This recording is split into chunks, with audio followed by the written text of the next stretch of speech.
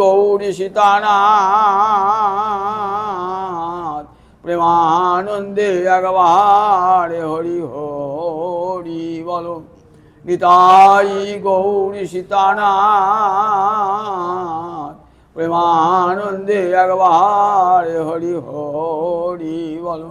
নিতাই গৌরী সীতানাথ প্রেমানন্দে একবার হরি হরি। সমবেত ভক্তবৃন্দের চরণে আমার কোটি কোটি দণ্ডবত প্রণিপাত।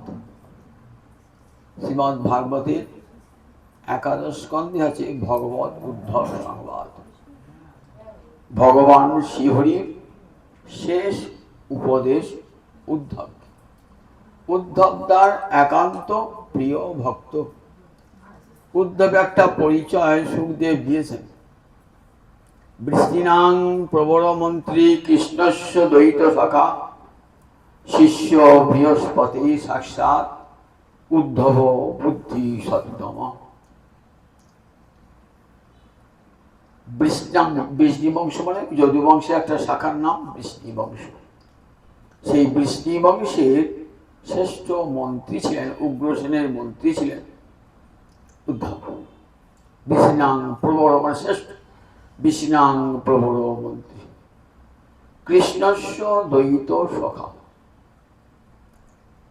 মন্ত্রীর তো বৈষয়িক পরিচয়, কিন্তু আসল পরিচয় গোবিন্দের একান্ত প্রিয় সখা। গোবিন্দ ছাড়া কিছুই জানতেন না। 5 বছর যখন বয়স, কৃষ্ণ সেবায় আত্মহারা হয়ে যেতেন। উদ্ধব উদ্ধব করে মা ডাকতেন, সাড়া পেতেন না মা উদ্ধবে। এতখানি কৃষ্ণ চিন্তায় মগ্ন হয়ে থাকতেন উদ্ধব। তাই কৃষ্ণস্য দ্বৈত সখা। শিষ্য বৃহস্পতি সাক্ষাৎ। বৃহস্পতি কাদের গুরু? দেবতাদের গুরু। সেই দেবতাদের গুরু বৃহস্পতির কাছে বেদ বিদ্যা শিখেছিলেন। তা বৃহস্পতি তো এখানে থাকে না, মর্তে থাকে না। কোথায় থাকে? স্বর্গে থাকে। তাহলে উদ্ধব স্বর্গে গিয়ে পড়াশোনা করেছেন। দেখুন, এখানে পড়াশোনা করেন নাই, স্বর্গে গিয়ে দেবগুরু বৃহস্পতির কাছে সাক্ষাৎ হয়েছেন। তো শিষ্য বৃহস্পতির সাক্ষাৎ, একবারে সাক্ষাৎ তার শিষ্যত্ব গ্রহণ করেছিলেন। উদ্ধব বুদ্ধি সত্তম। বুদ্ধিতে উদ্ধবের উপর আর কেউ ছিল না। সত্তম, তরতম। তম বললে আর কি বোঝায়? একবার সর্বশ্রেষ্ঠ, এরপর কিছুই বোঝায় না। সেই উদ্ধব কাঁদছেন, প্রভু তুমি চলে যাবে, তোমার লীলা সংবরণ করবে, আমি থাকবো কি নিয়ে? তখন ভগবান বললেন, দেখো আমি ভাগবতের মধ্যে রইলাম, তুমি জগতের কাছে হরিকথা প্রচার করবে। শোনো উদ্ধব, তোমাকে আমি শেষকালে, তুমি তো আমার অত্যন্ত প্রিয়জন। যুদ্ধকালে আমার অর্জুন প্রিয়জন ছিল, হলো অর্জুনকে আমি উপদেশ দিয়েছিলাম। সেই উপদেশ মহাভারতে আছে, গীতায় আছে। আর তোমাকে উপদেশ দিচ্ছি, এটি শ্রীমদ্ ভাগবতে। তাই ভগবানের এটি শেষ উপদেশ। ভগবান এবার লীলাটি সম্পূর্ণ করবেন। তার সমস্ত কাজ সম্পূর্ণ হয়ে গেছে। এইবার চলে যাবেন কোথায়? দেবতারা এসেছেন, এ গোবিন্দ এবার লীলা সংবরণ করো, এবার তুমি চলে যাও স্বধামে। ব্রহ্মাদি দেবগণ নেমে এলেন, নেমে এসে বললেন, গোবিন্দ এবার তুমি চলে যাও বৈকুণ্ঠে, গোলকে চলে যাও। যাওয়ার আগে উদ্ধব নয়ন জলে ভাসছেন। উদ্ধব, প্রভু আমি কি নিয়ে থাকবো? তখন বললেন, এই ভাগবত রইল, তুমি জগৎ জীবের কাছে হরি কথা প্রচার করবে। দেখো উদ্ধব, আমি তোমাকে উপদেশ দান করছি, সেই উপদেশ তুমি আবার কোথায় শুনবে? বদ্রিকাশ্রমে অনেক ঋষি আমাকে দেখতে চেয়েছিলেন, তাদেরকে সাক্ষাৎ দর্শন দান হয় নাই। আমারই প্রতিনিধি তুমি গিয়ে আমার কথাগুলো তাদেরকে পড়বে। তাই নাম ভগবত উদ্ধব সংবাদ। শ্রীমদ্ ভাগবতের একাদশ স্কন্ধে 12টা স্কন্ধ আছে তো, আর 18,000 শ্লোক আছে। 12টা স্কন্ধের মধ্যে একাদশ স্কন্ধে কি বলে? ললাট। এই একাদশ স্কন্ধ বা দ্বাদশ স্কন্ধ ভগবানের 12টি অঙ্গ। প্রথম এবং দ্বিতীয় স্কন্ধ ভগবানের 2 চরণ। তৃতীয় এবং চতুর্থ স্কন্ধ ভগবানের দুই উরু, পঞ্চম স্কন্ধ ভগবানের নাভি, ষষ্ঠ ভগবানের বক্ষ, সপ্তম অষ্টম ভগবানের দুই বাহু, নবম ভগবানের কণ্ঠ, দশম ভগবানের মুখারবিন্দ, একাদশ ভগবানের ললাট, দ্বাদশ ভগবানের মস্তক। এই একাদশ বা দ্বাদশ স্কন্ধ ভগবান শ্রীহরির 12টি অঙ্গ। তাহলে বুঝুন কতখানি ললাটে কি লেখা থাকে, ভাগ্যলিপি লেখা থাকে। সেই ভাগ্যলিপি পরিবর্তন করতে হলে কি করতে হয়? ভাগ্যলিপি তো অখণ্ডিত, তাকে কেউ খণ্ডন করতে পারে না। একমাত্র প্রবলা হরিভক্তি সেই বিধিলিপি খণ্ডন করিতে পারে। ভাগবতের একাদশ স্কন্ধে ভগবান শ্রীহরি উদ্ধবকে দিয়েছেন সেই উপদেশ, যাতে ললাটে লিপি খণ্ডন করে আবার পরজন্মে এসে মনুষ্যকুলে জন্মিয়ে ভগবানকে আমাকে ভজন করা যায়। উদ্ধবের মনে একটা প্রশ্ন রেখেছে, প্রভু তোমাকে পাবার তো অনেক উপায় শাস্ত্রে বলেছে। কেউ বলেছেন জ্ঞান সাধন করতে, কেউ বলেছেন যোগ সাধন করতে, কেউ বলেছেন নিষ্কাম কর্ম করতে, কেউ বলেছেন বেদ পাঠ করতে, আবার কেউ বলছেন তোমাকে ভক্তি অঙ্গ সাধন করতে। তা সবটাই কি এক, না এর মধ্যে কোনো তরতম আছে? ভগবান বলে দেখো, সব উপাসনাতেই আমাকে পাওয়া যাবে, কিন্তু ভক্তির মতো উপাসনা আর নাই। ভক্তি সাধন শ্রেয়সী। এই ভক্তি সার্বজনীন, সকলের জন্য।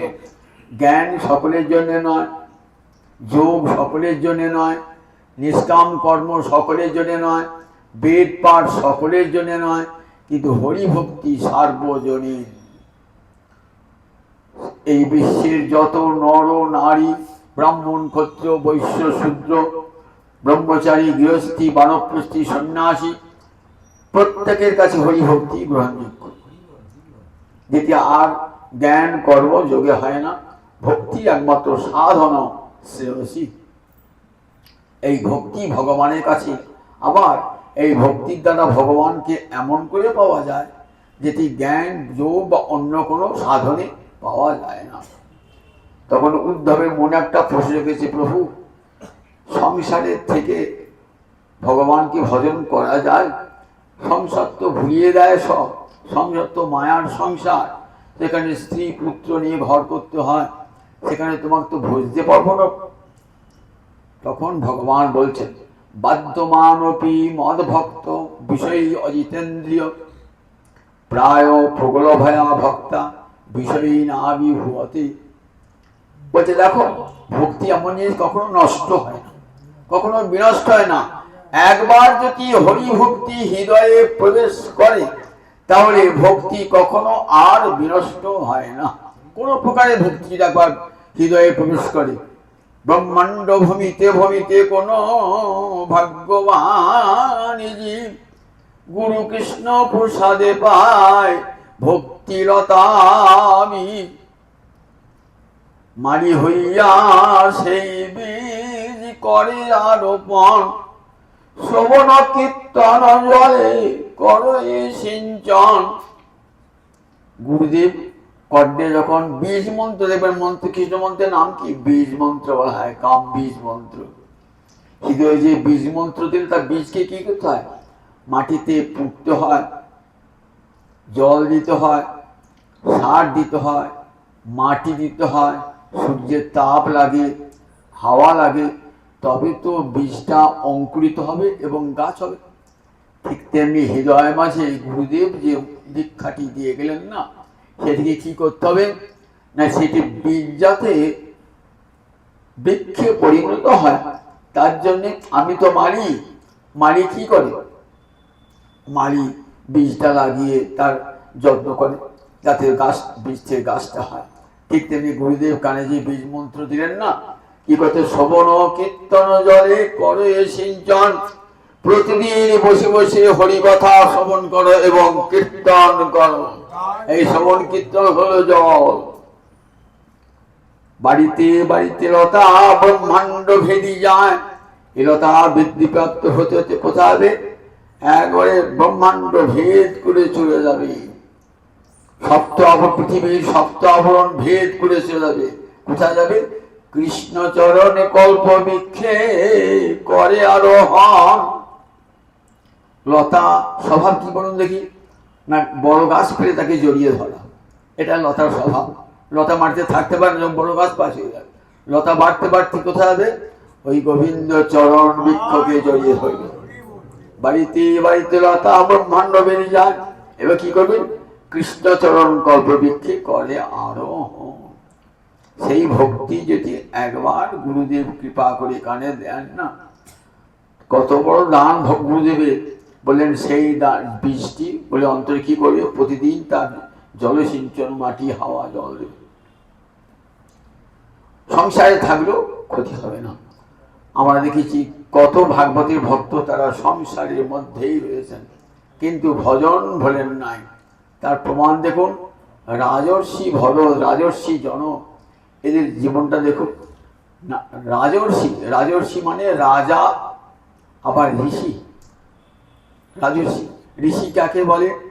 সংস্কৃতে হৃধাতু অর্থ ঋচ্ছতি গচ্ছতি, সত্যের দিকে যিনি যান তিনি ঋষি। আবার হৃধাতু অর্থ দর্শন করা, সত্যকে যিনি দর্শন করেন তাকে বলে ঋষি। তাহলে এই যে রাজর্ষি সত্যকে দর্শন করেছেন, রাজা হয়েছেন কৃষ্ণের নির্দেশে প্রজা পালন করবার জন্যে। জানেন আমি ভগবানের প্রতিনিধি, তাই ভগবানটা রাজর্ষি জনক, রাজর্ষি ভরত এরা রাজত্ব করেছেন। আমাদের মতন এই 500 লোক নিয়ে সংসার করেন নাই, হাজার হাজার মানুষকে নিয়ে এই সংসার করেছেন। দেখুন, তবু কিন্তু কৃষ্ণ ভোলেন নাই। রাজর্ষি ভরত সংসারে রয়েছেন, রাজকার নিজের সংসার সামলাচ্ছেন, আবার সেই সঙ্গে রাজ্যের কোথায় কি অভাব অভিযোগ, কোথায় কোন দারিদ্র কিছু আছে সব খবরাখবর রাখছেন, কিন্তু মনটি সতত গোবিন্দ চরণার। যেমন মহারাজ অম্বরীশের সবই মন কৃষ্ণ পদারবিন্দয়, এই বই অব্যয়টা দিলেন নিশ্চয়ার্থী। মন কোথাও যায় নাই, একমাত্র গোবিন্দ চরণ কমলী, সবই মন কৃষ্ণ পদারবিন্দ। সংসারে থাকলেন বা সংসারে থাকুন, মন যেন গোবিন্দ চরণারবিন্দে সব সময় থাকে। নতুন বধূ যখন সংসারে আসে তখন মায়েরা কি শিখিয়ে দেয় যে দেখ সংসারে যাবি তো, সংসারে গিয়ে কি করবি? শ্বশুর শাশুড়ি সেবা করবি, দেওর যা এদের সঙ্গে সখী ভালো ব্যবহার করবি, যারা পরিবার পরিজন আছে তাদের সঙ্গে ভালো ব্যবহার করবি, কিন্তু মনটি সবসময় স্বামীর দিকে রাখবি। তাই দেখুন সংসারে সব করে, শ্বশুর শাশুড়ি সেবা করে, পরিজনদের সঙ্গে সখ্য ব্যবহার করে, কিন্তু মনটি তার সবসময় থাকে নিজের স্বামীর। ঠিক তেমনি হরিভক্তের মন সকল সংসারে সকল কর্ম করো, মন থাকে গোবিন্দ চরণারবিন্দের দিকে।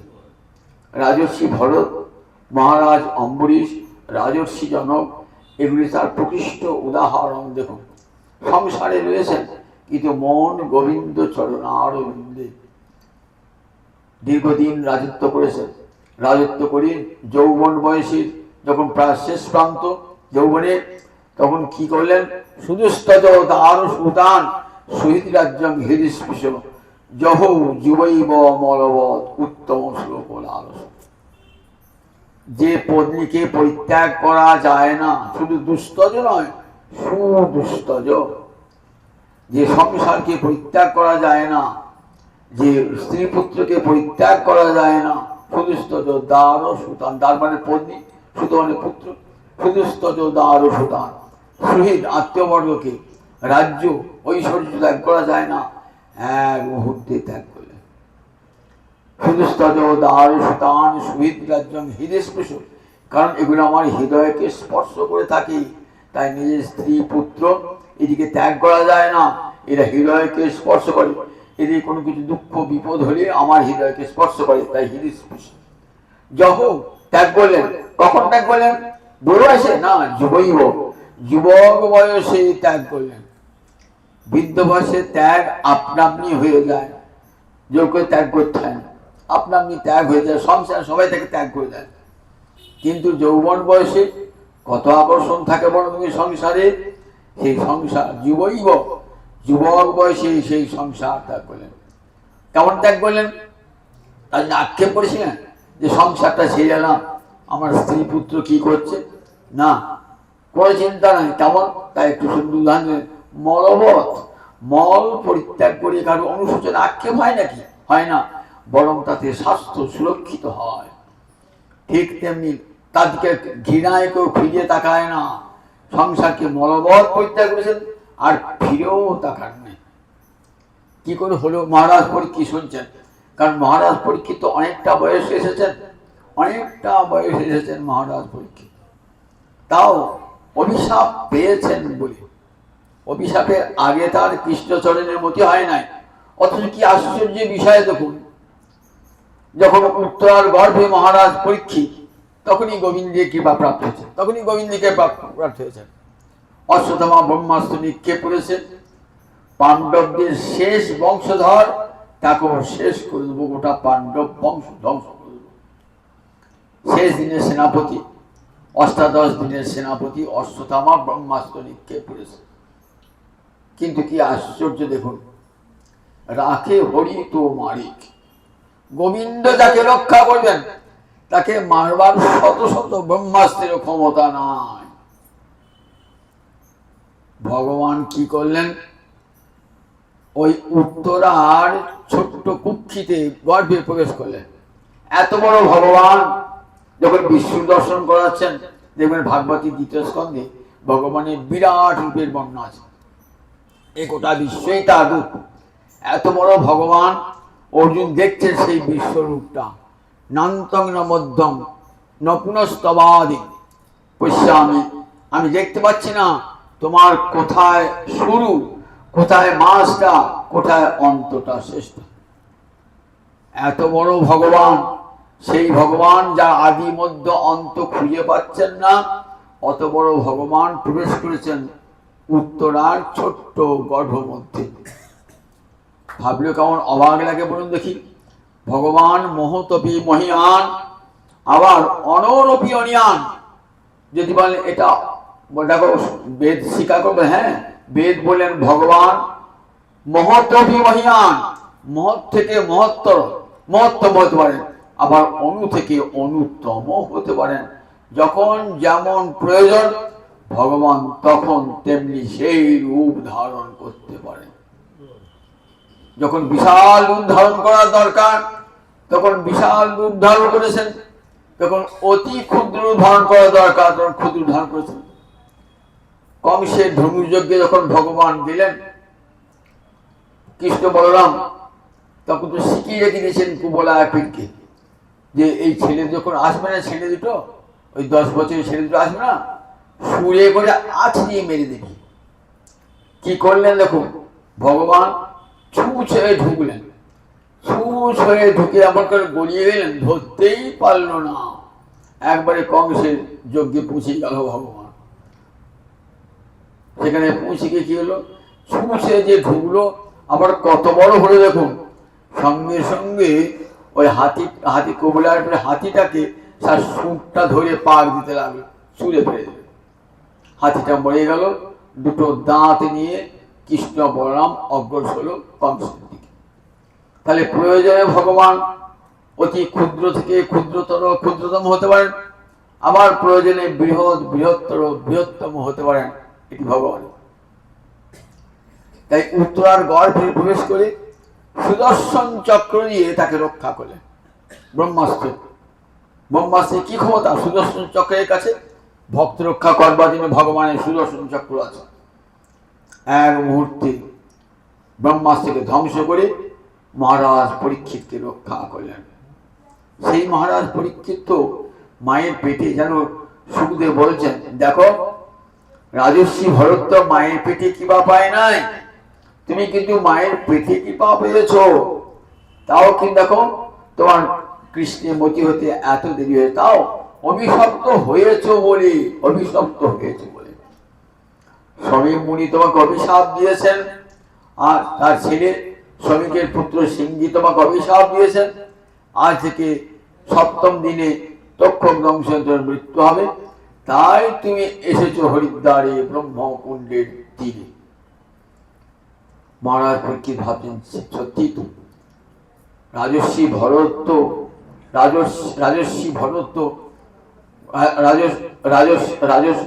রাজর্ষি ভরত অভিশাপগ্রস্ত হয় না, কিন্তু আমি তো অভিশাপগ্রস্ত এসেছি এবং অনেকটা বয়স এসেছি। আমার তো প্রথম থেকে উচিত ছিল কৃষ্ণচরণে আত্মসমর্পণ করা। কেন? আমি কোন বংশে জন্মিয়েছি? মহারাজ যুধিষ্ঠির বংশে। যুধিষ্ঠিরাদি পঞ্চপাণ্ডব কৃষ্ণ ছাড়া কিছুই জানতেন না, যাদের রক্তে রক্তে রক্তে শিরায় শিরায় ধমনীতে যার ভক্তিরসের স্রোত প্রবাহিত হচ্ছে, সেই বংশে আমার জন্ম। সুতরাং আমার তো কর্তব্যই ছিল গোবিন্দ চরণে শরণ নেওয়া, কিন্তু এতদিন সংসার আমাকে এমন করেছিল, গোবিন্দ ভুলিয়ে দিয়েছিল, তাই সে নয়ন জলে ভাসছে। তাই সুদুস্তার সুতান শহীদ রাজ্যং হিস জহ যুবৈব মলবৎ উত্তম শ্লোক আলস। কেমন করে সংসার ত্যাগ করলো? বলে উত্তম শ্লোক আলস। উত্তম শ্লোক গোবিন্দ একটা নাম, উত্তম শ্লোক। শ্লোক মানে যশ। শাস্ত্রে যার উত্তম যশের কথা শুনতে পাওয়া যায় তাকে বলে উত্তম শ্লোক।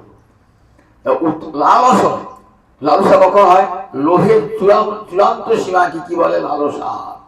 সেই রকম লালসা জন্মিয়েছিল। গোবিন্দ সেবা করতেন আর মনে মনে কি ভাবতেন? আমার কবে বিষয় বাসনা ক্ষয় হবে, কবে বিষয় বাসনা মন থেকে যাবে, কবে গোবিন্দ চরণে মনটি আমার যাবে। এই সংসারে থাকুন, সংসারে থাকলে ক্ষতি নয়, সংসার যেন আপনাকে প্রবেশ না করে। আপনি সংসারে থাকুন, ক্ষতি নাই। সংসার তো থাকতে, সংসারটা আশ্রম এবং ভগবানের কৃপার দান এই আশ্রম। সুতরাং এই সংসার ধর্মটিও ফেলনা নয়, কিন্তু সংসার ধর্মটি যথার্থভাবে যে সংসার ধর্ম পালন করেন সেখান থেকে কৃষ্ণ ভক্তির সূচনা হবে। তাই উদ্ধব দেখো, উদ্ধব সংসারে থাকলে অনুসার বাধ্যমান অভিমত ভক্ত বিষয় অজিতেন্দ্র। আমার ভক্ত সংসারে থেকে অনুসার বাধ্য হয়, বাধ্য হয় সংসার ধর্ম গ্রহণ করতে, সংসারের স্ত্রী পুত্রীকে পালন করতে সংসার। দেখো, কিন্তু মনে রেখে দিও, আমার ভক্ত সংসারে থাকলেও মনটা আমাতেই থাকে। তখন একবার হরিভক্তির বীজ আমার হৃদয়ে আরোপিত হয়ে গেছে, তখন সেটি আর নষ্ট হবে না। মনুর পুত্র প্রিয়ব্রত, মনুর দুই পুত্র উত্তানপাদ আর প্রিয়ব্রত। প্রিয়ব্রত সংসার ছেড়ে চলে গিয়েছেন অনেক আগেতেই। উত্তানপাদ সংসার করছে, কিন্তু উত্তানপাদও ছেড়ে চলে গেলেন। তখন রাজ্য চালাবে কে? তখন সব ব্রহ্মাদি দেবগণ গেলেন, চলো উত্তানপাদ তোমাকে রাজ সিংহাসনে বসাবো। না, আমি আর রাজ সিংহাসনে বসবো না, আমি রাজ্য ত্যাগ করবো, আমি দাদাকে দিয়ে চলে এসেছি তো, আর আমি যাবো না। দেখো, গুরুদেবের আদেশ, হে গুরুদেব তোমার আদেশ আমি রক্ষা করতে পারলাম না। ব্রহ্মা স্বয়ং সৃষ্টিকর্তা ব্রহ্মা এলেন, বলে দেখো গুরুর আদেশ এবং সাক্ষাৎ ভগবানের আদেশ, তুমি কি করো? রাজ সিংহাসনে বসো, নইলে প্রজা করে কি করবো? বলে আমার হৃদয়ে যে হরিভক্তি নষ্ট, ভজন বলে কে বললে ভজন হবে না? সংসার থেকেও ভজন করা যাবে। প্রিয়ব্রত মহাভাগবত চলে এলেন কোথায়? আবার রাজ সিংহাসনে বসলেন। কিন্তু সেই রাজ সিংহাসনে বসে মন গোবিন্দ চরণারবিন্দে, আমি গোবিন্দের প্রতিনিধি, গোবিন্দের আসল সম্রাট, আমি তার প্রতিনিধি, এই মনের ভাবনা করে দিবারাত্র ভজন করতে, দিবারাত্র ভজন করতে। তারপরে যখন কাজ শেষ হয়ে গেল, যথা সময়ে সংসার ত্যাগ করে আবার নির্জনে বসে হা কৃষ্ণ বলে কাঁদতে লাগলেন। মহারাজ অম্বরীশ দেখুন, যার এতগুলি ইন্দ্রিয়, এই এত বড় ভারতবর্ষের রাজা, কত রাজ ঐশ্বর্য, কিন্তু বললেন সবই মন কৃষ্ণ পদার বিন্দয় পচাংশী বৈকুণ্ঠ গুণানুবর্ণনে। মন গোবিন্দ চরণারবিন্দে, কথা বলতেন কৃষ্ণ ছাড়া অন্য কোনো প্রসঙ্গ করতেন না। দুটি কান সুতিঞ্চ অচ্যুত সৎকথ উদয়ে, দুটি কান রাখতেন পরনিন্দা পরচর্চা নয়, যে কৃষ্ণ কথা বলছে সেখানে দুটি কান রাখতেন। দুটি হাত দিয়ে কি করতেন? হরি মন্দির মার্জনা করতেন। দুটি চরণ দিয়ে কৃষ্ণ ক্ষেত্রে গমন করতেন। আর কি খেতেন? তুলসী অর্পিত আছে এমন প্রসাদ গ্রহণ করতেন, অন্য প্রসাদ গ্রহণ করতেন না। কৃষ্ণ ভক্ত তো অন্য প্রসাদ খাবেন না, তুলসী অর্পিত হয়েছে সেই প্রসাদ গোবিন্দ খেয়েছে, সেই প্রসাদ গ্রহণ করতেন। আর কি প্রার্থনা করতেন, যে পরজন্মে আবার যেন তোমার দাস হতে পারি, রাজা নয় দাস হতে পারি, কামঞ্চ দাস্যে, আমরা কি করে আরো যেন বড় লোক হই, আরো যেন টাকা পয়সা হয়, এই কামনা করি তো। আর মহারাজা মুনি বলছেন কামঞ্চ দাস্যে, বলছেন না আমি আমার পরজন্মে তোমার দাস হয়ে জন্মাতে পারি। নিজের স্ত্রীর সঙ্গে রাজত্ব করে মনকে ধীরে ধীরে, স্ত্রীও তেমনি তুল্যশীলয়া, সমান স্বভাবযুক্ত স্ত্রী। ফলে স্বামী স্ত্রীতে ভজন করতে করতে একদিন সমস্ত সংসার পরিত্যাগ করে নির্জনে গিয়ে ভগবানকে ভজন করতে গেলেন ছেলের উপর ভার দিয়ে। দেবরাজ ইন্দ্র বা পরীক্ষা করতে এলেন, বিষ্ণুর বেশে ইন্দ্র এসেছেন। ইন্দ্র এসে বলছেন, দেখো অম্বরীশ তুমি কি চাও বলো। বললেন কি কি নেবে বলো। আমার এক হাতে আছে বজ্র, আর এক হাতে আছে স্বর্গের, এক হাতে আছে স্বর্গের সম্পদ, কোনটা নেবে কি বলো। বলে না আমি, আমার তো প্রচুর সম্পদ ছিল, আর আমি সম্পদ চাই। নেবে না? স্বর্গের সম্পদ নেবে না? আচ্ছা তাহলে তাহলে বুক পাতো, তাহলে বজ্র দিয়ে তোমার বক্ষ বিজারণ করে দিই। বলে হ্যাঁ তাই করো, তাই করো, আমি আর রাজ ঐশ্বর্য চাই না। তখন চোখ বলে আমার বুকে বজ্র বিধারণ করবার পূর্বে একবার আমাকে সময় দাও, আমি যেন গোবিন্দ চরণ কমল স্মরণ করতে করতে প্রাণ পরিত্যাগ করতে পারি। চক্ষু মুদ্রিত করে গোবিন্দের চরণ কমল স্মরণ করছেন, কিন্তু বজ্রপাত আর হলো না। দেখছেন তখন ইন্দ্র হো হো করে হেসে উঠেছেন, বলছেন অম্বরীশ দেখো তুই পরীক্ষায় উত্তীর্ণ হয়েছে, সংসারে থেকেও তোমার কৃষ্ণ ভক্তি বিনষ্ট হয় না, যেমনকার তেমনি অটুট আছে কৃষ্ণ ভক্তি, সংসারে থেকেও কৃষ্ণ ভক্তি। দেখো উদ্ধব, এবার হাজার হাজার উদাহরণ আছে, সংসারে থেকেও কৃষ্ণ ভক্তি কখনো যায় না, সংসার থেকেও কৃষ্ণ ভজন করা যায়। অত দূর যেতে হবে না, গৌরাঙ্গ হতে দেখুন পুণ্ডরিক বিদ্যানিধির নাম শুনেছেন তো। পুণ্ডরিক বিদ্যানিধি ইনি ছিলেন চক্রশালার জমিদার। চক্রশালা কোথায়? চট্টগ্রাম, ঢাকার চট্টগ্রাম। সেই চট্টগ্রামের জমিদার ছিলেন পুণ্ডরিক বিদ্যানিধি। তখনকার দিনে জমিদার মানে রাজা, কত ঐশ্বর্য বলেন দেখি, কত জমি জমা, টাকা পয়সা, কত ভৃত্য চাকর, কতগুলো বাড়ি, একটা দুটো বাড়ি না, 10-10টা বাড়ি। নবদ্বীপ একটা বাড়ি ছিল, মাঝে মাঝে এসে নবদ্বীপে থাকতেন, পরম হরিভক্ত লোক তো, তার নবদ্বীপে এসে বাড়িতে উঠেছেন। একদিন গদাধর পণ্ডিতকে মুকুন্দ বলছেন, মুকুন্দ ওই চট্টগ্রামে মুকুন্দ, তিনি চিনতেন কিন্তু ওই পুণ্ডরিক বিদ্যানিধিকে। বললেন গদাধর একজন বৈষ্ণব দর্শন করবে। তাহলে বৈষ্ণব দর্শন করতে কেনা চায়, আমি বৈষ্ণব দর্শন, চলো নিয়ে চলো। নিয়ে গিয়ে দেখলেন বাবা উত্তম খাটে উত্তম শয্যায় বৈশা আছে, তাকিয়ায় হেলান দিয়ে বৈশা আছে, অঙ্গে কত অলঙ্কার, কত দামি পোশাক, তার মাঝে তিলক পরে আছেন, গলায় হার, সোনার চেন। কথা মনে ভাবছেন আচ্ছা বৈষ্ণব দেখতে এলাম, এমন বিষয়ই বৈষ্ণব। মনে মনে একটা বিরক্তির ভাব এলো, মুখটা ঘুরিয়ে আছেন। বুঝতে পেরেছেন মুকুন্দ আসল পরিচয় তো পায় নাই। দেখেন কত দাস দাসী সেবা করছে, রেকাবিতে পানের খিলি আছে, কত দাস দাসী সেবা, তখন কিন্তু ফাঁকা ছিল না তো, ফাঁকা করছে, সেবা করছে, কেউ বা হাত পা টিপছে। বলে এত বড় বিষয় কি করে বৈষ্ণব হয়, এত বড় বিষয়, মনে মনে খুব বিরক্তি ভাব এলো। মুকুন্দ বুঝতে পেরেছেন। মুকুন্দ তার স্বরূপটি ভাঙবার জন্য কি করলেন, তখন ভাগবতের একটি শ্লোক, পুতনাকে কৃপা করেছেন ভগবান, সেই শ্লোকটি উচ্চারণ করেছেন, অহো বকিয়ং স্তনকাল কুটং জিঘাংসায়া অপায়ন অপ্রসাদ্ধি লেভে ধাত্রচিতাং গতি কম্বা দয়ালুং শরণং প্রজেম। কে বলছে এটা? বলছে উদ্ধব বলছেন বিদুরকে, বলছেন দেখো ভগবান কি করেছেন। অহো বকিয়ম, বকি মানে বকাসুরের ভগিনী পুতনা, বকাসুরের ভগিনী বকিরাই বকি। অহো বকিয়ম স্তনকালকুটম, স্তনে কালকুট বিষ নিয়ে কৃষ্ণকে মারতে দিয়েছে। কোলের ওপর স্তনচূষণ করে বাচ্চা তো, আর সঙ্গে সঙ্গে মৃত্যু হবে। জিঘাংসয়া, হত্যা করবার ইচ্ছা, জিঘাংসা মানে হত্যা করার ইচ্ছা। অপায়ত, পান করালেন, স্তন পান করালেন, অসাধ্যি পুতনা। ফল কি হলো?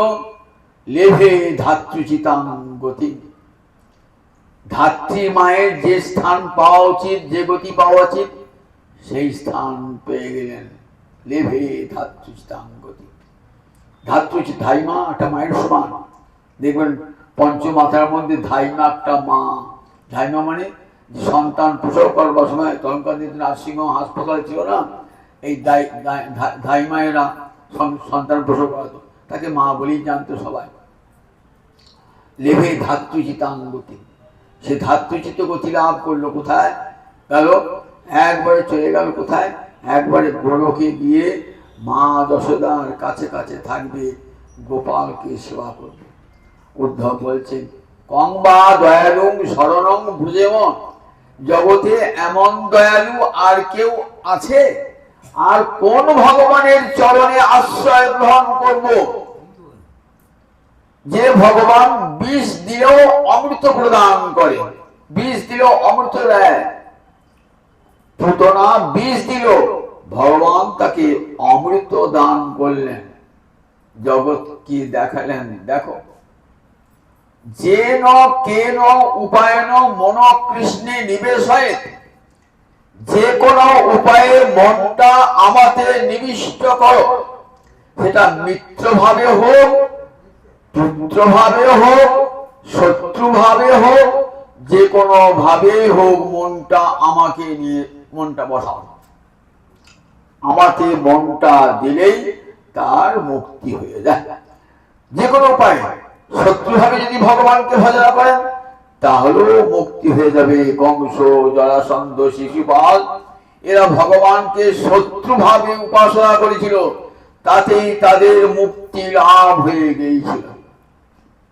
যেন কেন উপায়ন মন কৃষ্ণে নিবেশ হয়, যে কোনো উপায়ে মনটা গোবিন্দ চরণে নিবিষ্ট করে দাও। এটি পুতনা উদ্ধার লীলায় ভগবান দেখালেন। দিল বা বিষ, বিষ দিল, আমি তাকে অমৃত করে নিয়েছি, তো বিষ দিল, আমাকে তো কিছু দিয়েছে, বিষ জায়গা অমৃত দেয়, বিনিময়ে আমাকে তো কিছু দিতে হবে। কেউ কোনো জিনিস দিলে কি করে ভদ্রলোক বিনিময়ে টাকা যায়, আপনি আমাকে রসগোল্লা ফলের মিষ্টি পারেন, আমি আপনাকে রসগোল্লা মিষ্টি পাঠালাম পূর্বরক্ষে, এটা তো নিয়ম। তা পুতনা দিয়েছে বিষ, আর ভগবান তার বিনিময়ে দিলেন অমৃত। কি আশ্চর্য দেখুন একবার, যে মারতে গেল তাকে দিলেন অমৃত লোকে গমন। তারপরে পংবা দয়ালু, এই গোবিন্দের মতন দয়ালু এমন করুণাময় জগতে আর কে আছেন? কার চরণে শরণাগতি হব? গোবিন্দ চরণ ছাড়া আর কারু শরণ নয়, ওই গোবিন্দ চরণেই পড়ে থাকবো, হা গোবিন্দ বলে। এই যে শ্লোকটি উচ্চারণ করেছেন না, দুনয়নে জলধারা একবারে মূর্ছাগত হয়ে একবারে নিচে পড়ে গেলেন। পুণ্ডরিক বিদ্যানিধি নামটি ভালো করে শুনে পড়ুন। চট্টগ্রামের চক্রশালার জমিদার, যার বাড়িতে লক্ষ্মী গোবিন্দ সেবিত বিগ্রহ, পড়ে গেলেন, একবারে খাট থেকে নিচে পড়ে গেলেন, হাত পা ছুটতে লাগলেন। সঙ্গে সঙ্গে মুকুন্দ নামলেন, মুকুন্দ নেমে পাখা করতে লাগলেন, নিজের কোলে বসালেন, বসালেন। গদাধর ভাবছে ছি ছি ছি, এ আমি কি করলাম? বৈষ্ণবের প্রতি যদি মনে মনেও বিদ্বেষ করা হয় তাহলে সেটা অপরাধ হয়ে যায়। আপনি বাইরে কিছু করলেন না, কিন্তু মনে মনে একটা বৈষ্ণবের প্রতি বিদ্বেষ রেখেছেন বলে তাতে কি হয়? তাতেও অপরাধ হয়ে যায়। মানসিক অপরাধ, বাচিক অপরাধ, দৈহিক কায়িক অপরাধ, মানসিক অপরাধ হয়ে যায়। তখন গদাধর পণ্ডিত ভাবছেন ছি ছি, আমি কি করলাম? অনেক পরে আবার ভাগবত শ্লোক উচ্চারণ করে ধীরে ধীরে ধীরে ধীরে চৈতন্য ফিরে এলো, আবার খাটে বসিয়ে দিলেন। ফিরে আসছেন, মনটা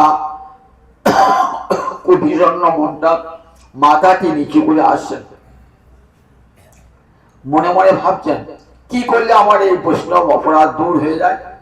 মনে ভাবছেন একটা উপায় আছে, যে উপায় অবলম্বন করি আমার বৈষ্ণব অপরাধ দূর হবে।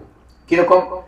আমার তো কোনো দীক্ষা হয় নাই, যদি ওর কাছে দীক্ষা গ্রহণ করি তাহলে কি হবে? গুরু শিষ্যের সব অপরাধ ক্ষমা করেন। পিতা যেমন পুত্রের কোনো অপরাধ নেন না, গুরু তেমনি শিষ্যের অপরাধ নেন না, করলেও ক্ষমা করবেন। কাজী মুকুন্দকে বলেন, মুকুন্দ দেখো, আমি মনে মনে তো বিরক্তি ভাব প্রকাশ করেছি, আমার তো বৈষ্ণব অপরাধ হয়েছে, তাহলে আমি মনে মনে স্থির করেছি আমি ওনার চরণে আশ্রয় গ্রহণ করবো। বলে ঠিক আছে, মহাপ্রভুকে বলো। মহাপ্রভু তাকে চাইছিলেন পুণ্ডরিক বিদ্যা নিয়ে, কে বলেন দেখি? রাধা রানীর পিতা বৃষভানু রাজা, তিনি গৌরাঙ্গ লীলায় পুণ্ডরিক বিদ্যা নিয়েছি। তিনি কাকে দীক্ষা দেবেন? রাধানীকে দীক্ষা দেবেন। রাধানীকে গদাধর রাধা রানী, রাধানীকে মহাপ্রভু খুব উল্লসিত। মহাপ্রভু বলেন হ্যাঁ, শুভ দিনে দীক্ষা পুণ্ডরিক বিদ্যানিধি দীক্ষা দান করলেন গদাধর পণ্ডিতকে। দেখুন তাহলে কেমন কৃষ্ণ করুণা। বলতে সংসার রয়েছেন, সংসারে থাকলে কি হবে? মন তো গোবিন্দ চরণারবিন্দে সব সমান। আবার দেখুন মহারাজ যুধিষ্ঠির যখন যুদ্ধ করছেন, এত বড় ভয়ঙ্কর কাণ্ড যুদ্ধ, তখনও কিন্তু এক মুহূর্তের জন্য মন গোবিন্দ চরণ থেকে সরে আসে। আমরা সংসারে একটু খিচিমিচি লাগলে সেদিন আমাদের ভজন হয় না, মারাও হয় না। আর যুদ্ধ হচ্ছে, রাজ্য কেড়ে নেবে, বাড়ি থেকে তাড়িয়ে দেবে, এমন ভয়ঙ্কর যুদ্ধ। সেই যুদ্ধের মাঝেও গোবিন্দের চরণ স্মরণ করছেন। সংসার রয়েছেন তো যুধিষ্ঠির, সংসারী মানুষ, সংসারের মধ্যে থেকে যখন মন কেমন করে গোবিন্দ চরণে অর্পণ করেছেন, ভাবছেন এই যুদ্ধে জেতার হলে গোবিন্দই জেতাবে, হারাবার হলে গোবিন্দই হারাবে। একদিন তো রাজ্য দিয়েছিলেন, আবার সেই রাজ্য কেড়ে নিলেন। বনে বনে 12 বছর ঘুরে বেড়ালাম, আবার ফিরে এলাম। যদি মন হয় আবার রাজ্য কেড়ে নেবেন, আবার রাজ্য কেড়ে নেবেন, তার জন্য এতটুকু ভ্রুক্ষেপ নয়। বনে বনে যে ঘুরে বেরিয়েছেন, কোনোদিন খাবার জুটেছে, কোনোদিন জোটে নাই, কোনোদিন খাবার জোটে নাই। দেখুন কোথায় শুয়েছেন? যে রাজা একদিন সোনার খাটে শুয়ে থাকতো, কুশের উপর শুয়ে আছে, কুশের উপর। বৈতালিকেরা সকালবেলায় ভোরবেলায় গান গিয়ে যুধিষ্ঠিরকে জাগাতো, কৃষ্ণ নাম শুনিয়ে জাগাতো। আর বনে গিয়ে কে শোনাবে? সেখানে বৈতালিক আছে? বৈতালিক নাই, শিয়ালের রবে জেগে উঠছে, শিয়ালের রবে। একদিন কি খেতেন না, গোবিন্দের প্রসাদ সমস্ত ভক্তগণকে দেওয়ার পর সেই অবশিষ্ট ভোজন করতেন। আজ কি খাচ্ছেন? আর বনে বনে ফল কুড়িয়ে আনছি, অর্জুন সেই ফল খাচ্ছে। তার জন্য এতটুকু দুঃখ বেদনা কিছুই নাই। একদিন দ্রৌপদী বলছেন, রাজা তোমার জন্য আমি সর্বহারা সুতা নয়, আমার দুঃখকে দুঃখ বলে মনে করি না। দেখো তোর বাকি 4 ভাইয়েরা কত কষ্ট পাচ্ছে, রাজা তোমার এত গুণ, কিন্তু পাশা খেলো কেন? ওই পাশা খেলাটাই তো দেখো তোমার সর্বরাজ কেনেছে। বলছেন যুধিষ্ঠির শান্ত গলায়, উত্তেজিত হন নয়, শান্ত গলায় স্থির ভাবে উত্তর দিচ্ছেন, নাস্তিকং প্রভাষসে কল্যাণী। বলে হে কল্যাণী, তুমি নাস্তিকের মতো কথা বলছো। পাশা তো আমি খেলি না, আমাকে দিয়ে গোবিন্দ পাশা খেলিয়েছেন। জগতে একটি পাতাও, গাছের পাতাও নড়ে না গোবিন্দের কৃপা ছাড়া। তাই দেখো জগতে যা কিছু ঘটবে জানবো সব গোবিন্দের, গোবিন্দ যা করবে। তাই দেখো এতটুকু তার ক্ষোভ নাই, এতটুকু চিন্তা নয়। অনেকে তো শিরোমতির ভক্তিমান, গীতায় দ্বাদশ অধ্যায়ে দেখবেন, অনেকে তো শিরোমতি ভক্তিমান মেয়ে প্রিয়, আমার ভদ্র মাথার উপর ছাদ থাকে না, গাছতলায় বসে আছে, রূপ সনাতন গাছতলায় বসে আছে, তাদের এত সুন্দর বাড়ি অট্টালিকা সব ছেড়ে দিয়ে বসে আছে, কিন্তু স্থির মতি ভগবানের তাদের মতি স্থির, সব ইন্দ্রিয় গোবিন্দ চরণে রয়েছে। প্রায় প্রগলভয়া ভক্তা, ভক্তি বাড়তে বাড়তে বাড়তে বাড়তে প্রগলভ এমন একটা সীমায় পৌঁছেছেন না, যে আর সংসার তাদেরকে অভিভূত করতে পারে না। সংসারের যত রূপ রস শব্দ গন্ধ স্পর্শ যাই আসুন না কেন, কৃষ্ণ ভক্তের চিত্তকে বিচলিত করতে পারে না। যদি আমরা অন্তরে কপটতা না থাকে, একটা মনে রাখবেন, আমরা আমাদের কপটতা ছলনা না থাকে, যে লোক ঠকাবার জন্য চোখের জল ফেলছেন, কিন্তু ভিতরে কৃষ্ণ ভালোবাসেন না, বললেন তাতে নয়, তাহলে আপনার কপটতার দোষ। কিন্তু কপটতা যদি না থাকে, ছলনা যদি না থাকে, তাহলে গোবিন্দ চরণে স্মরণীয় সংসার করা যায়, এবং তাতে কৃষ্ণ ভক্তি কখনো বিনষ্ট হয় না। একবার যে কৃষ্ণ ভক্তি গুরুদেব কানে দিয়েছেন না, বলেন কোনো দিন নষ্ট হবে না। আপনার বাড়ির সামনে একটা ডাস্টবিন আছে, তো সেই ডাস্টবিনে আপনি কি করেন, বাড়ি যত বোঝা ফেলে দেন। আমি একটা হিরের আংটি পড়েছি, হিরের আংটিটা হল হল করছি, হালকা হয়ে গেছে, কোন পড়ে গেছে, আমি আমি হিরের আংটি পড়ে গেল, খুঁজছেন, তখন হাতে এত চাপ, বোঝার মধ্যে খুঁজে পাবেন কি করে? পাশে একটা প্রতিবেশী বলছে কি খুঁজছেন? আমার হিরের আংটি পড়ে গেছে, খুঁজে পাচ্ছি না। পাবেন কি করে পাবো? অপেক্ষা করো, ঠিক পেয়ে যাবে। কি করে? বলে বর্ষাকালে আসুন, বৃষ্টি পড়ুক, পড়তে পড়তে দেখবেন সব নষ্ট হয়ে যাবে। এবার নষ্ট হওয়া জিনিস দেখবেন হিরেটা চকচক চকচক করবে। ঠিক তেমনি বলে ওই যে একবার আমাদের সংসারে কত আবর্জনা ঢুকছে, ওই কানটা দিয়ে পরে নিন্দা পরে চর্চা ঢুকছি, কানটা দিয়ে কত আবর্জনা সংসারে ঢুকছে, এই কানটা দিয়ে আবর্জনা ধরে হৃদয় জমছে। তার মাঝে গুরুদেব দিয়ে গেছে হিরের আংটি পরিয়ে গেছে, ওই হিরের আংটিটাকে একদিন ঠিক বলে দেখো সব বিষয়ে বাসনা ক্ষয় হয়ে যাবে, নিতাই চাঁদকে মনে মনে ডাকো, আর কবি নিতাই চাঁদ করুণা করিবে, বিষয় বাসনা মহরে কবে তুচ্ছ হবে। কবে আমার বিষয় বাসনা সংসার করুন, আর সংসারের মধ্যে নিতাই চাঁদ করুণার ঠাকুর, গৌরহরি করুণার ঠাকুর দিবারাত্র নয়ন জলে ভাসুক, যেন সংসার যেন আর প্রয়োজন যেন বাসনার আমার ক্ষয় হয়ে যায়। প্রভু সব বাসনা বিষয় বাসনা দূর হয়ে যাক, সংসারে থাকি মন যেন তোমাতেই থাকে, সংসারে থাকি কিন্তু মন যেন কখনো তোমা থেকে না চলে যায়।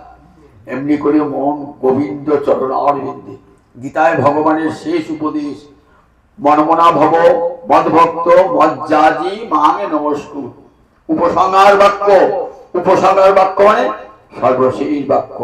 সর্বশেষ বাক্যটা খুব দামি হয়, শেষের কথাটা খুব দামি হয়। অনেক কথা বলে গেলেন তো, শেষকালে বলছে অর্জুন তুমি তো আমার খুব নিজের লোক, তোমার একটা খুব গুচ্ছতম কথা বলছি, সর্বগুচ্ছতম ভুয়ো সিনেমে পরমঙ্গা বচন।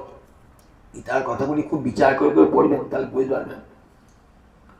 শুনেছি তো কতবার এক কথা শুনবো, আবার শোনো, ভুয়ো ভুয়ো মানে পুনর্বার শোনো, এটা সর্বগুচ্ছতম অতি গোপনীয়, কাউকে আমি বলি না, তোমাকেই বলছি সর্বগুচ্ছতম। কি বলবে ঠাকুর? মনমনা ভব মদ্ভক্ত মজ্জাজি মাং নমস্কার। বললেন মনটা আমাকে দিয়ে দাও। ওরে বাবা, সে তো বড় কঠিন কাজ, মনটা তোমাকে দেবো কি করে? অর্জুন বলছেন আমি তো রজগুণী, রজগুণের মানুষের মন সব সময় চঞ্চল। কি করে অর্থ করব, বৃত্ত করব, যশ পাবো, বাড়ি করব, ঘর করব, রজগুণের মানুষের প্রবৃত্তি হয়। তা আমি তো রজগুণী, ক্ষত্রিয় তো, সুতরাং আমি রজগুণী, আমি কেমন করে মনটা তোমাকে দেবো? চঞ্চলং হি মন কৃষ্ণ প্রমাথি বলবৎ দৃঢ়। হে গোবিন্দ, মন চঞ্চল এবং চিত্ত বিক্ষেপকারী, প্রমাথি বলবৎ অত্যন্ত শক্তিশালী দৃঢ়। কি করে তোমাকে দেবো? পারবে না। মদ ভক্ত, তাহলে এক কাজ করো, আমার ভক্ত হও। কি করতে হবে? আমার শ্রবণ কীর্তন করো বসে বসে। ভক্তিতে 9টা অঙ্গ, একটা অঙ্গ বসে শ্রবণ কীর্তন করো, বলে, ও ঠাকুর, আমি তো রাত জেগে জেগে কেমন করে তীর নিক্ষেপ করতে শিখি, তা আমি কখন সুবর্ণ কীর্তন করবো? আমার একদম সময় নাই তো, সব সুবিধে শিখছি কেমন করে তীর নিক্ষেপ করতে হয়।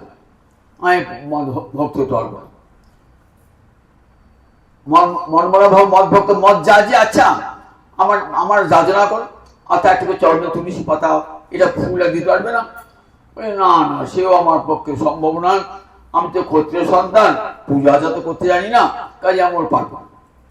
বেশ, কিছু না পারো, মা আমি নমস্কার, সকাল সন্ধ্যায় একটা নমস্কার, নমো ব্রহ্মণ্য দেবায় গো ব্রাহ্মণ হিতায় জগদ্ধিতায় শ্রীকৃষ্ণায় গোবিন্দায় নমো নমো।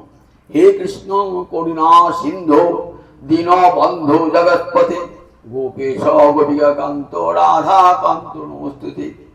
এই একটা নমস্কারের কত ফল! সত্যন্তে প্রতি জানি।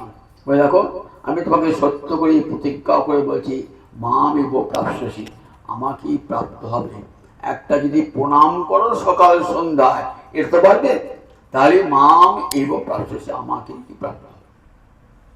একটা নমস্কারে শাস্ত্রে বলেছে, কৃষ্ণ প্রণামী ন পুনর্ভবায়, গোবিন্দ চরণে যে প্রণামে জানায় তার আর জন্ম হয় না। তার একটা প্রণামে সমস্ত পাপ গোবিন্দ হরণ করে নেন। গোপীরা কাঁদতে কাঁদতে বলছে না, প্রণত দেহিনাং পাপ কর্ষণং তিনচরানুগং শ্রীনিকেতনং ফণিফণার্পিতং তে পদাম্বুজং। বলছে দেখো, ফণিফণার্পিতং তে কুচেষু ন কৃন্দিহিচ্ছয়ং, তোমার চরণটা কেমন? প্রণত দেহিনাং পাপ কর্ষণং, তোমার চরণে যারা প্রণাম জানায় তাদের সব পাপ তুমি হরণ করিয়ে নাও। পাপ কর্ষণ। তিনচরানুগং শ্রীনিকেতনং, যখন তিনচর পশুগণকে বনে বনে চড়াও, তখন তাদের পশ্চাৎ পশ্চাৎ তোমার দুই চরণ যায়। আর শ্রীনিকেতনম, লক্ষ্মীর বাস ওই তোমার চরণ। নিকেতন বাড়ি, লক্ষ্মী কোথায় থাকে? গোবিন্দ চরণ সেবা করছে লক্ষ্মী।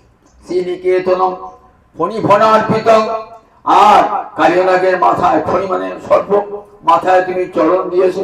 ফণিফণার্পিতং তে পদাম্বুজং, তোমার চরণ কমল কোথায় পড়েছে? ওই কালিয়ানাগের মাথায় পড়েছে। কিনু কুচেষু ন কৃন্দিহিচ্ছয়ং, একবার আমাদের বক্ষে চরণটা দাও, আমাদের কৃষ্ণ বিরহের জ্বালা জুড়িয়ে যাক চিরকালে।